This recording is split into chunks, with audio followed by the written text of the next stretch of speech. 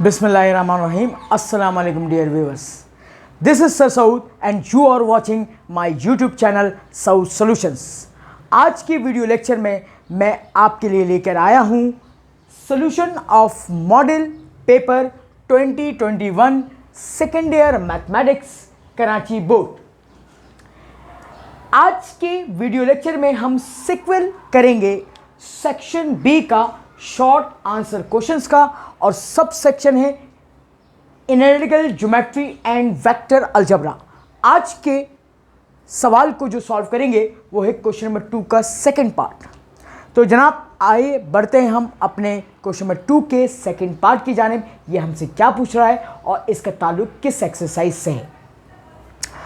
By using slope, slope का word आते ही हम पहचान जाएंगे कि ये हमारी एक्सरसाइज नंबर 2.4 है। अब देखते हैं क्या पूछ रहा है।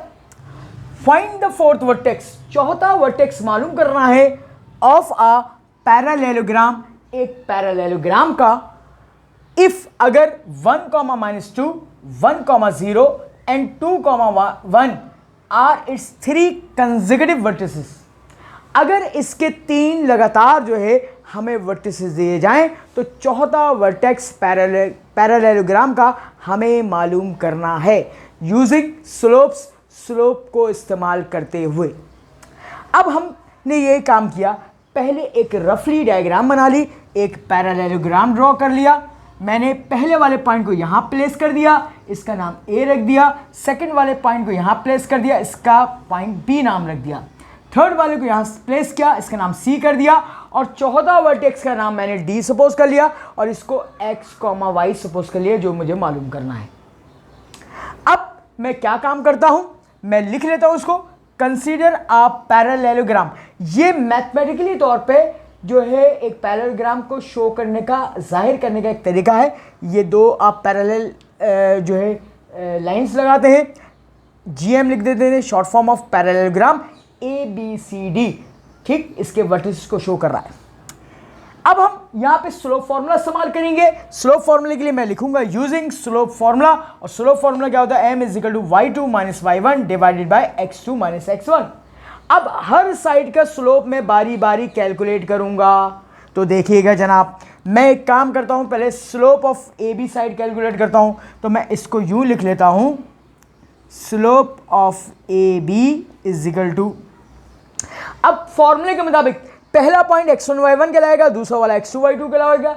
अब मैं इसको फॉर्मूले के अंदर पुट करता हूं तो देखिएगा 0 और माइनस +2 हो जाएगा divided by y2 - y1, x2 - x1, 1 - 1।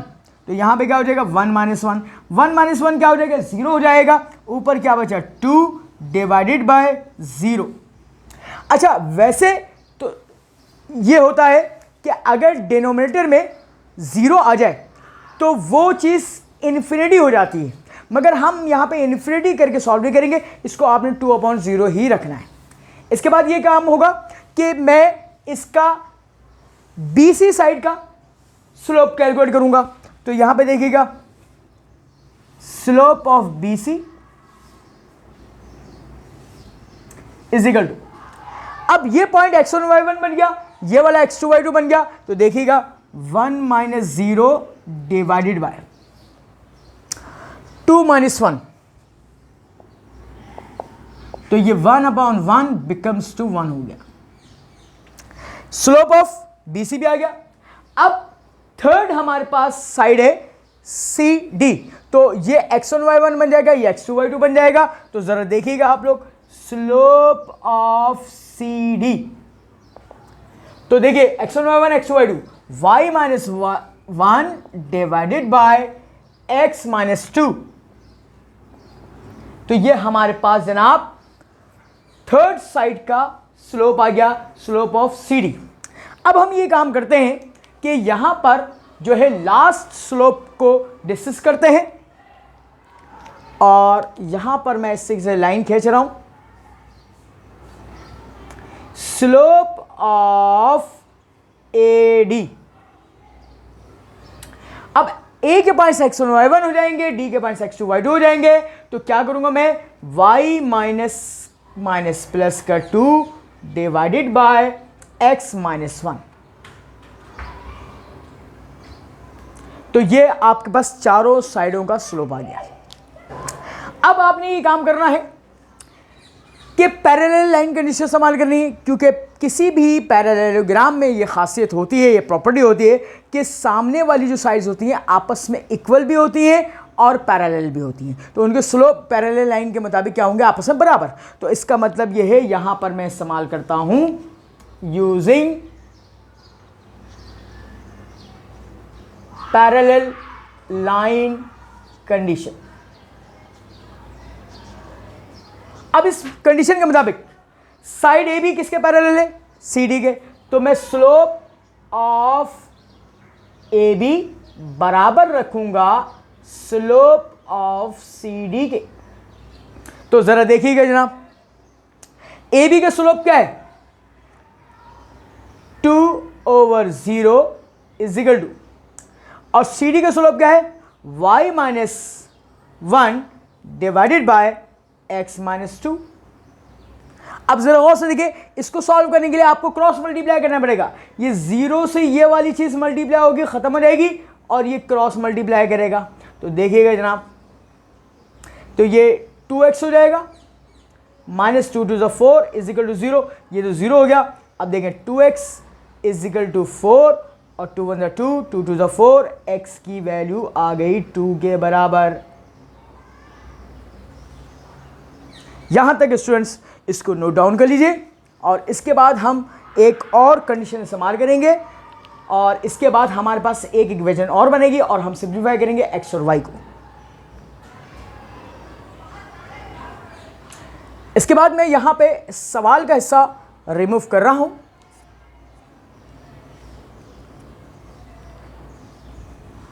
और यहां पर मैं इसको सॉल्व करूंगा, सिंप्लीफाई करूंगा। और